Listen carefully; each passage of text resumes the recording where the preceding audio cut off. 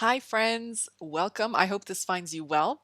So today's video is brought to us by, well, me, but the question was brought to us by an amazingly bright patron who asked, I don't know what's going on with this eclipse, but every other day it seems I wake up with something hurting. Can you please do a video on injury or illness in astrology? So because I've combined the topics injury and illness, I'm going to keep it pretty brief. A much more detailed, deep video is already posted to Patreon. So if you'd like to learn, you can go learn astrology through there. We just finished our spouse description series where I show you how I look for spouse descriptors when I do your readings. That's my most popular reading.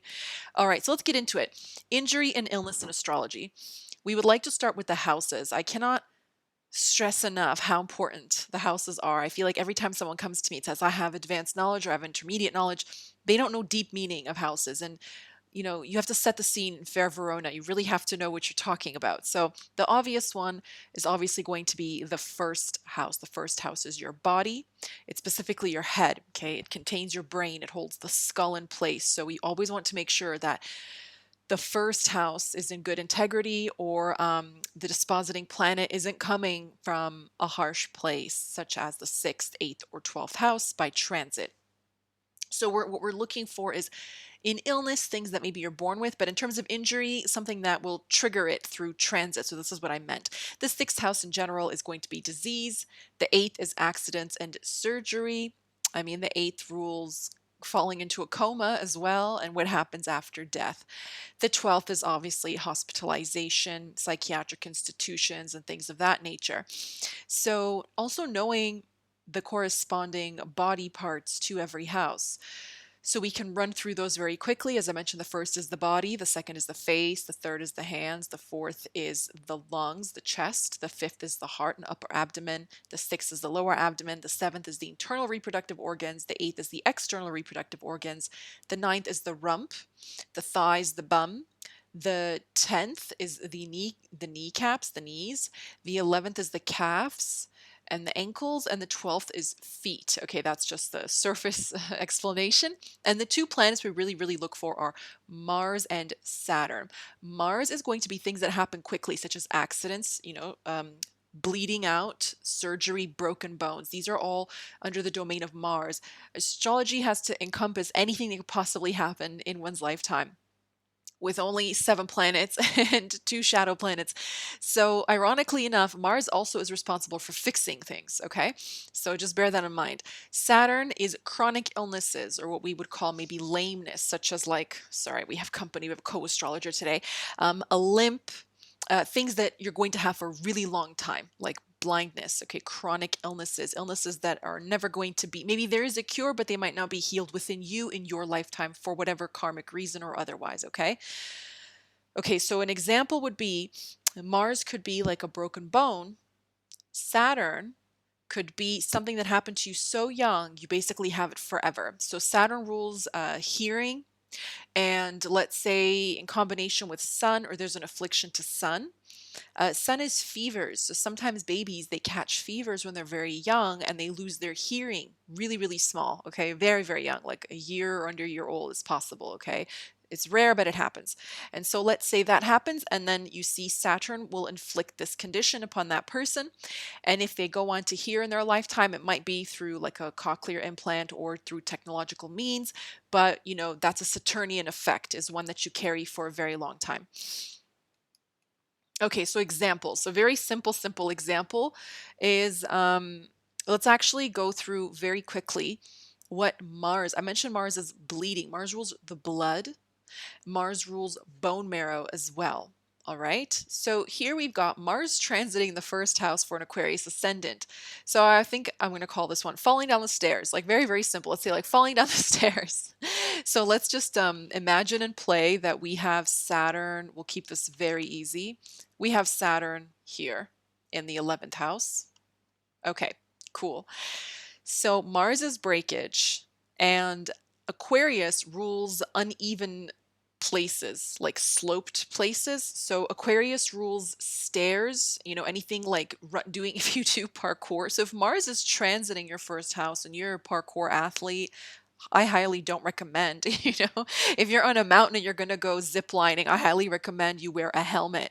All right. And here we've got the first lord in the 11th. The 11th house also rules stairs. Okay, the 11th sign, Saturn, and the 11th house all rules stairs. Another thing is by his special aspect, Saturn is aspecting the first house, which means if an injury was sustained with Mars there, it would what? Would last a long time. Okay, that was a very simple one. And there's one more thing if you're good with your aspects, okay? Mars aspects the 8th house from the first house, and the 8th house rules accidents. So, very, very simple, very straightforward. We can see that if somebody said, what happened this day? I like tripped and da da da da da, and you say, oh, did you, fall going up the stairs or going down the stairs? If Mercury is involved, maybe they were going incredibly quickly, and then you could see maybe to which part of the body the injury took place. Okay, so depending on let's say the 10th lord um, was especially weak, you would ask, did you hit your knee? If it was the 3rd house, you'd say, did you sprain your wrist? Or if it was the 11th as well, maybe there's a less than favorable aspect to Saturn like Rahu, then you can say, oh, was it your ankle or something like that? Okay, so you just start to piece it together. It makes a lot more sense. It's quite simple. So here's another one. Let's see what we can get away from this. Injury to face. The 2nd house is the face. We have Mars there. So, okay, this is a Gemini ascendant. And we've put Mars in the 2nd house. And Mars is the 11th lord. Maybe they were running up the stairs and they fell and hurt their face. The 2nd lord is in the 8th house of accidents, and the 1st lord, sorry, the 8th lord of accidents is in the 1st house, Saturn. All right. Another thing too is the 6th lord is in the 2nd. Now the 6th is disease specifically, but if you have to go and get some medication, get something done as a result of that, then that would make sense. But generally speaking, people with Mars in the 2nd house and their birth charts who are born that way, at some point they'll have a scar on their face or something done to their face. Maybe they will have a lot of piercings going around the ears. Maybe they'll have a tattoo, maybe cosmetic tattoos, such as when they get their lips blushed, eyebrows filled. Mars rules tattoos. He rules blades, needles. So maybe some kind of Botox. Maybe they'll have some kind of nerve damage and they'll have to get some kind of Botox or something like that. Or with the needle rollers and things like that. They might be into that. Dermaplaning, microplaning, I forget what it's called. But okay, so those are pretty much like 2nd house indicators. And then the severity of the injury would really depend upon the event and things of that nature. Very, very extreme. The 2nd is the lower face, so it's our jaw. So they could sustain something pretty, pretty harsh, especially with the 2nd lord weak and the 8th lord in the 1st house. Anytime the 8th lord is in the 1st house, you might be a bit accident prone. Anytime Mars aspects the 8th house as well, if he was with Mercury or had some link to the 3rd house, you would tell people not to drive fast. You would tell people not to walk super fast. You would tell them to take it easy just in case. Okay, I hope that's making sense. And then we get to boo-boo. So here's what was happening in the skies. It's not funny, but I have to laugh. It has to be funny. What else can it be? This is what happened when I ended up in the hospital. I was in the ER for hours one fateful year. That's how I spent my birthday, actually. I suffered a burn. I suffered a terrible burn injury to my upper body, including my face. And so here we have what was happening. This is the transit chart. This is what was going on. So I mentioned the face, and we have Mercury Rahu in the 2nd house. Why is Mercury significant? Mercury is significant because he rules the skin, and Mars rules boils. He rules burns. He rules burn accidents, and he is the 8th lord. And I ended up in the hospital. It's not funny, but it happens, okay? And my Mercury here is aspecting the 8th house. I mean, for those who care for outer planets, Uranus was with Ketu in the 8th. And remember something, Ketu acts like Mars, they behave the same way. Why? Because spiritually, Mars cuts things away. He burns things from your life. So does K2. K2 is the remover of things. See, it's like saying, it's better to appreciate what you have than focus on what you don't have. K2 is like, well, if you don't appreciate, I'll take everything away. So it's like having Mars in the eighth house and having Mars in the 12th house at the same time. So those are, in the Patreon video, I explain, those are two of the three houses that are really, really critical to your well-being. Okay, so I did end up in the hospital, and Venus is generally how one cares for their body. So it was like it was an accident, obviously. A boiling oil a pot exploded like violently, um, burning me very, very badly. So, yeah, anyway, like my skin really melted off. Mercury, K2 and Mercury there. So it did like fall right. I shed it. I shed it off. And it was instant. And Rahu is explosive. Rahu's makes things happen very quickly.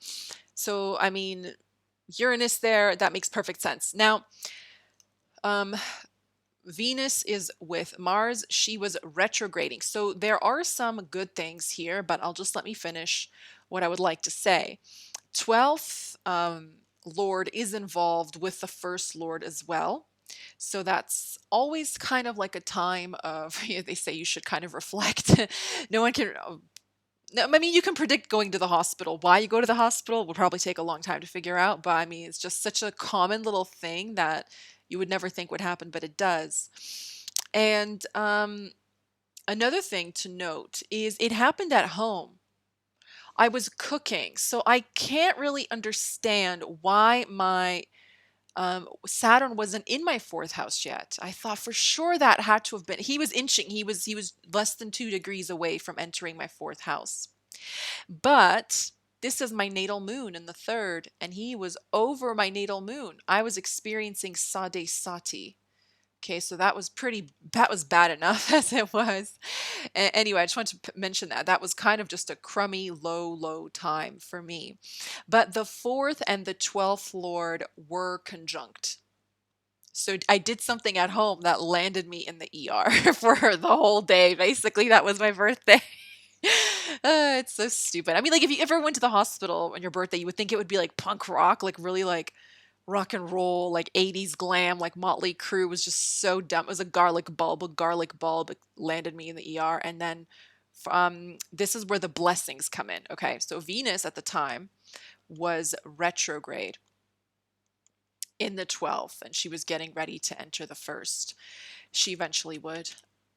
I had Jupiter transiting my ascendant. So it actually was not as bad as it could have been. He protected me. I had a burn specialist, I had nurses, they all said, "You are so lucky. Something is looking out for you." Okay. And he was within orb to the sun, and my Saturn was within orb to the moon. So, as bad as it was not as bad as it could have been. It did hurt my left eye. Okay. It burnt my left eye. Okay.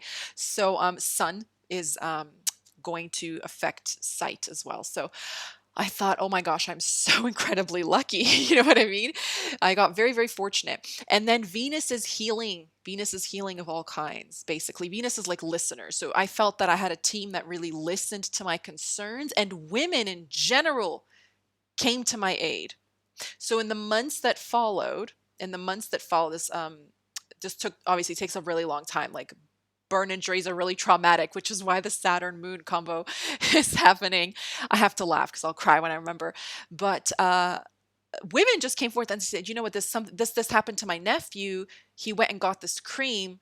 Get a doctor to prescribe it to you. It's amazing. It's amazing. Get this like medicated zinc cream. Get this, get this, get that. I'll show you how to apply it, blah, blah, blah, blah, blah." So for all the things that could have gone wrong, like apart from the psychological trauma and the general, just like the crush injury from a burn, like I can feel the weather change. Like it really hurts my chest. Um, I didn't have any infection. I healed really well. I can't say I healed super fast, but I healed faster than I was told that I would. But I took immaculate care of myself. I'm very particular. I'm very type A. So I took incredible care of myself. Then Venus went direct.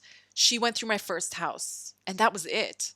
It's like 6 months later, you wouldn't you wouldn't know it unless I told you. You know, it's like it happened in a dream, it happened to someone else. It doesn't like, it's not something that weighs on me or I take with me. Maybe here and there something will bum me out every now and again, but it's nothing crazy, you know? So always look out for the things that will show.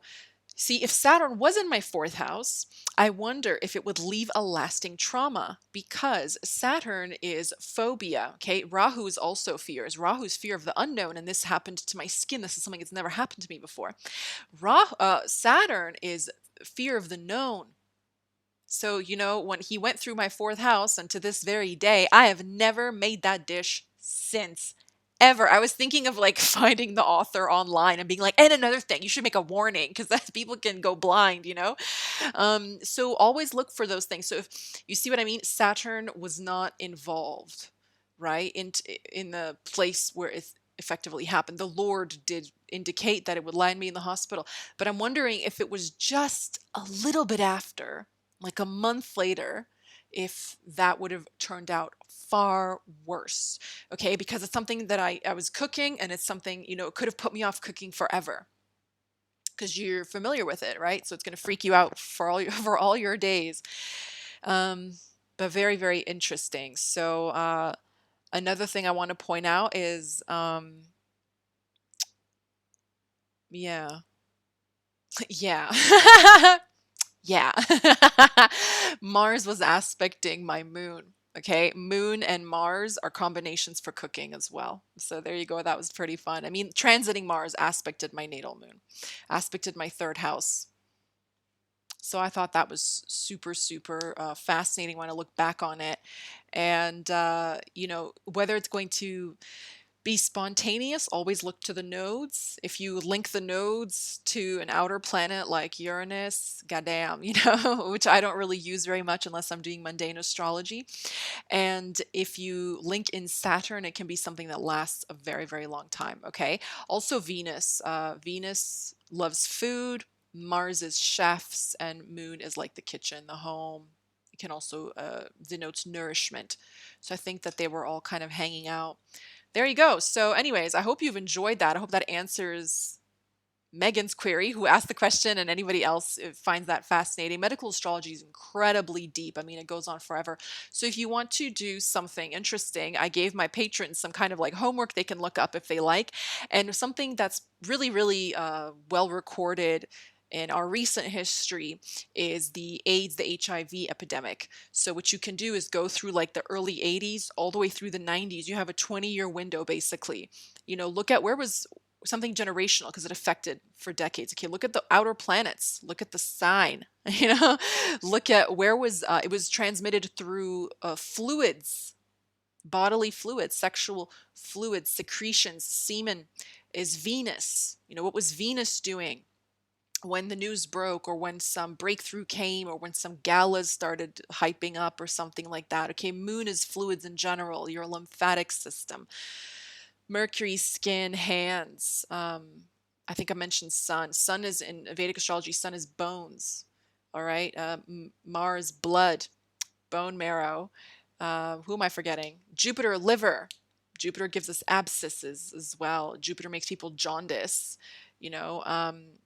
And the nodes can make it really difficult to confuse a person or give, like in my scenario, a very bizarre accident that's just so random, you know, or smoke.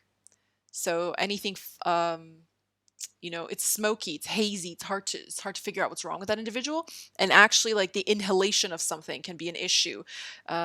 Mercury and Saturn can make people asthmatic. You know, asthma is usually a condition that lasts for years. Some people have it forever. So Saturn can be involved with that as well if he's linked to Mercury in your chart. Or you can have serious lung problems if he's with the moon or in the fourth house or both. You know, like fluid buildup in the chest and the lungs, etc. So just play around with it. Now I've given you some of the meanings. If you want the full version, you can find it on my Patreon under the same name. Questions and comments. I usually get lots of those. Sometimes people email me and they say, I don't want to leave a comment on your YouTube video in the public section, and it's too much to type on Instagram. So you can email me, gurugridinfo@gmail.com. It's as the name states, it's info. So come seek some info. I'm also on Etsy. I'm still doing readings. You can find me on there. I have some seasonal specials for spooky season. We have cuffing season special, one question special, so much stuff going on for autumn because it's my favorite season. I'm dressed for the season. Instagram, Patreon, TikTok. Okay, I hope you enjoyed, and that's it for now. I'll speak to you very soon. Bye.